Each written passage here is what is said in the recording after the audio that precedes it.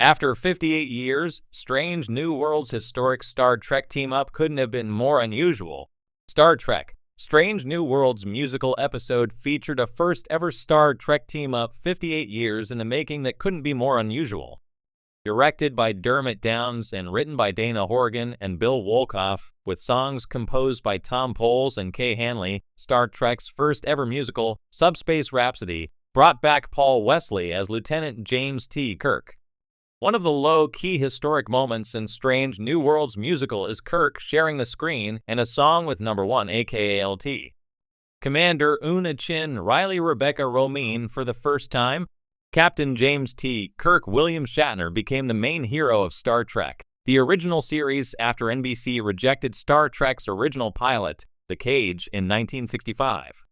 Only Mr. Spock Leonard Nimoy survived NBC's purge of The Cage's cast, as creator Gene Roddenberry created new characters and cast new actors in Star Trek, the original series. Among those from The Cage excised from Star Trek was number 1 Majel Barrett Roddenberry, and the original first officer of the USS Enterprise never met Captain Kirk in Star Trek, the original series. Lieutenant James T. Kirk's first ever team-up with number 1 on Star Trek, Strange New Worlds Season 2, Episode 9, Subspace Rhapsody, was both sweet and unusual. Kirk beamed aboard the USS Enterprise to learn the finer points of being a first officer from Una, after James' promotion to number 1 on the USS Farragut. After the Enterprise was struck with an anomaly that made the crew sing and dance under the rules of musicals, Una and Kirk worked together and performed a duet, Connect to Your Truth. Star Trek Strange New Worlds delights in the unusual and unexpected, so choosing to pair up Kirk and number 1 for the first time with a duet is par for the course. 58 years after number 1 was omitted from Star Trek, the original series, a younger Kirk being encouraged by Una to be a more open and personable commander through song was something no one could have predicted as their first ever meeting.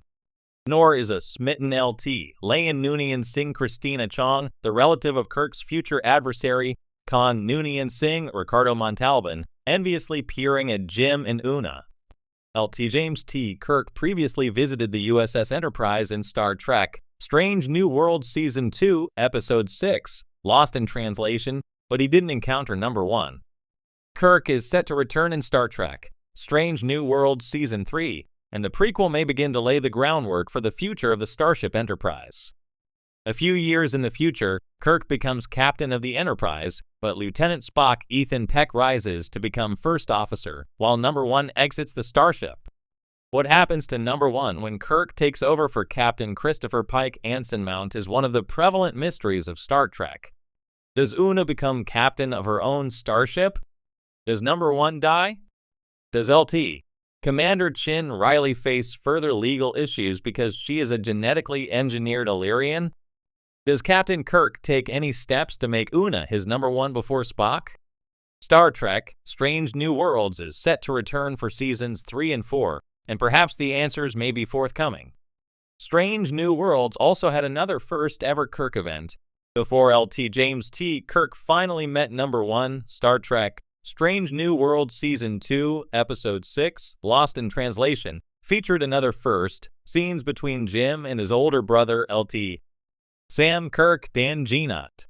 Sam, played by a mustachioed William Shatner, was already deceased when he was introduced in Star Trek, the original series Season 1's Operation Annihilate. Strange New Worlds took advantage of its prequel status to make a very much alive Sam part of Captain Pike's Starship Enterprise crew.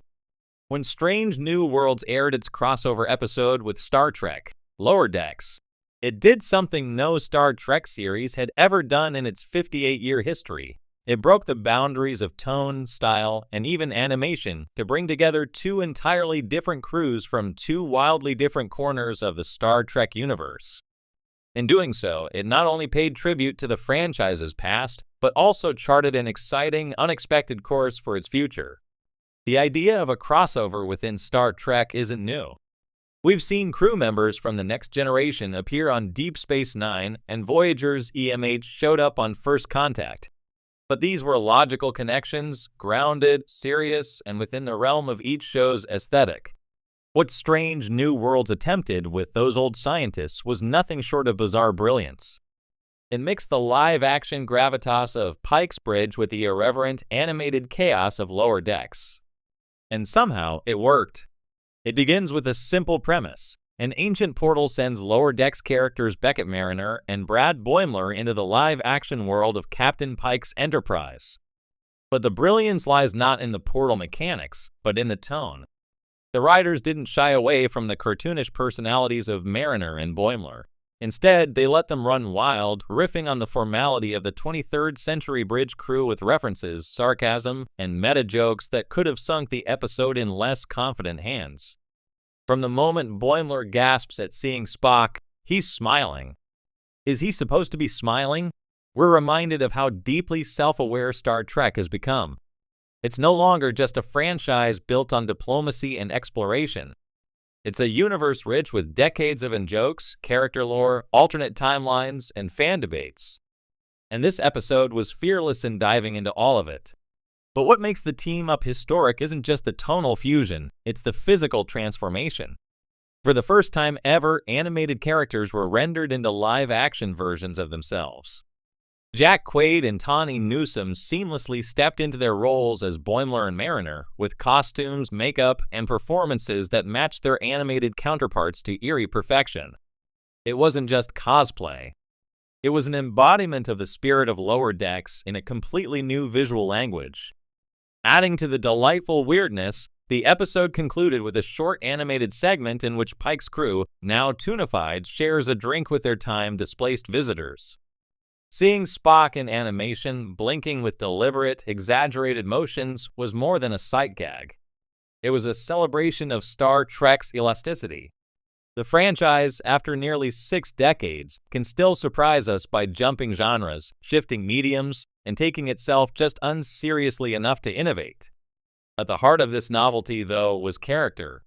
The contrast between Pike's composed, respectful leadership and Mariner's anarchic energy offered more than comedy. It was a commentary on the evolution of Star Trek storytelling, from the idealized officers of Roddenberry's original vision to the chaotic, human, flawed ensigns of today. And in spite of those differences, they found a shared respect. Boimler's reverence for history and his earnest enthusiasm reflected what many fans feel: he is a fan. Watching him geek out over being on the Enterprise is watching fandom made canon.